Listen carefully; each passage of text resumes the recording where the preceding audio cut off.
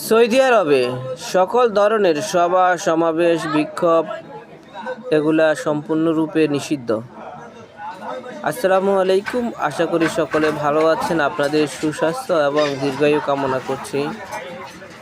সাম্প্রতিক সময়ে কয়েকজন বাংলাদেশিকে গ্রেপ্তার করা হয়েছে রাজনৈতিক কর্মকাণ্ড করার জন্য। তারা সভা সমাবেশ এবং ফেসবুকে বিভিন্ন ধরনের প্রচারণা চালাচ্ছিলেন।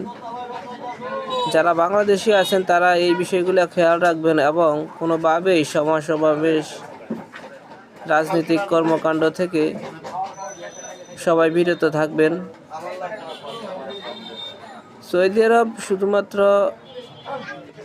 রাজনৈতিক কর্মকাণ্ড সম্পূর্ণরূপে নিষিদ্ধ।